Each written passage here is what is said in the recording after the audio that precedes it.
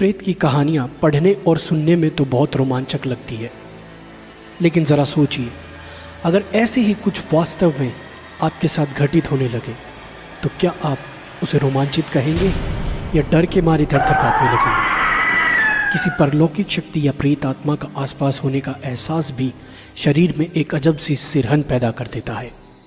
तो ऐसे में जाहिर सी बात है, जब आपका सामना ऐसे किसी ताकत से हो जाएगा तो आपका रोमांचक वहीं दम तोड़ देगा। वैसे तो कहने को बहुत सी ऐसी जगहें हैं जहां यह माना जाता है कि आत्माओं का वास है। कोई वीरान और अकेला घर हो या एक लंबे समय से खाली पड़ी इमारत।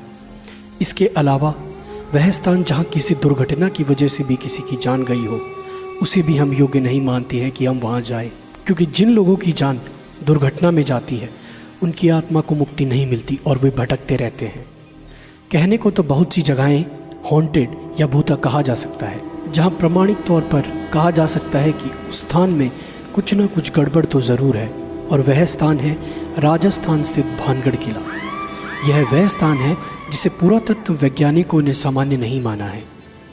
तभी तो राज्य सरकार द्वारा भानगढ़ किले के चारों तरफ व बाहर चेतावनी के तौर पर एक बोर्ड लगा हुआ है, जिसमें साफ साफ लिखा है कि सूर्य उदय होने से पहले और सूर्यास्त के बाद कोई भी इस किले में नहीं रुकेगा और नहीं आएगा। तो आखिर भानगढ़ में ऐसा क्या है जो आम जन को वहां रात के समय जाने से रोकता है? अगर कुछ है तो उसके पीछे क्या कारण है?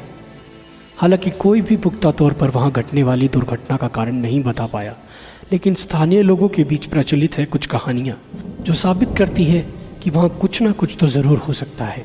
लोगों का मानना है कि बहुत समय पहले इस स्थान पर रत्नावती नाम की बहुत सुंदर राजकुमारी रहती थी, जिस पर काला जादू करने वाले तांत्रिक की कुदृष्टि थी। तांत्रिक ने अपने जादू से राजकुमारी को वश में करके उसका शारीरिक शोषण किया, लेकिन एक दुर्घटना के चलते उस तांत्रिक की मृत्यु हो गई और आज भी उस तांत्रिक की आत्मा वहाँ भटकती रहती है। तांत्रिक के श्राप के अनुसार वह स्थान कभी भी बच नहीं सका। वहाँ रहने वाले लोगों की मृत्यु हो जाती है, लेकिन उनकी आत्मा को मुक्ति नहीं मिलती है। प्रचलित कहानी के अनुसार सिंधु देवड़ा महल के पास स्थित पहाड़ पर तांत्रिक क्रियाएं करता था।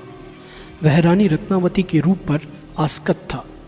एक दिन भानगढ़ के बाजार में उसने देखा कि रानी की एक दासी रानी के लिए केश तेल लेने आई है।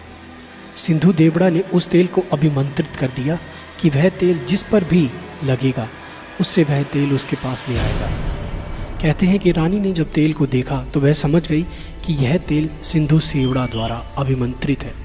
तो कहते हैं कि रानी भी बहुत सिद्ध थी, इसलिए उसने पहचान कर ली और दासी से उस तेल को तुरंत फेंक देने को कहा। दासी ने उस तेल को एक चट्टान पर गिरा दिया। कहते हैं अभिमंत्रित तेल ने चट्टान को उड़ाकर सिंधु देवड़ा की ओर रवाना कर दिया। सिंधु देवड़ा ने चट्टान देखकर अनुमान लगाया कि रानी उस पर बैठकर उसके पास आ रही है, सो उसने अभिमंत्रित तेल को रानी को सीधे अपनी छाती पर उतारने का आदेश दिया। जब चट्टान पास आई तब तांत्रिक को असलियत पता चली, तो उसने आनन फानन में चट्टान उसके ऊपर गिरने से पहले भानगढ़ नगर उजड़ने का श्राप दे दिया और खुद चट्टान के नीचे दबकर मर गया। कहते हैं सिद्ध रानी को यह सब समझते देर ना लगी और उसने तुरंत नगर खाली करने का आदेश दे दिया। इस तरह यह नगर खाली होकर उजड़ गया और रानी भी तांत्रिक के श्राप की भेंट चढ़ गई। तो कितनी सच्चाई है इस कहानी में? इस कहानी में कितनी सच्चाई है इसके बारे में इस बात से ही जाना जा सकता है कि जनश्रुतियों में भानगढ़ के लिए प्रचलित कहानी में कई लोग रत्नावती को राजकुमारी तो कई लोग रानी बताते हैं। रानी रत्नावती का जिक्र तो हर कोई करता है, पर वह किस राजा की रानी थी? उसके राजा व उसका शासनकाल कौन सा था? नगर किस काल में उजड़ा? इस प्रश्नों पर सब चुप हैं। अक्सर लोग इस नगर व किले को 400 वर्ष पहले उजड़ा बताते हैं, पर किले में मिले विभिन्न राजाओं के शिलालेखों की तारीख देखने के बाद उसके उजड़ने की समय सीमा काफ़ी कम हो जाती है। पर बहरहाल बात चाहे जो भी हो, इस फोर्ट को या इस भानगढ़ के किले को अब भी लोग सबसे ज़्यादा डरावना मानते हैं, या कह सकते हैं कि भारत का सबसे प्राचीन स्थान जो भी है जिसमें भूतों का निवास होने की पूरी आशंका या जहां भूत विराज करते हैं, वो भानगढ़ का किला ही है। यह वीडियो आपको कैसा लगा हमें लाइक व कमेंट करके ज़रूर बताएं। धन्यवाद। है।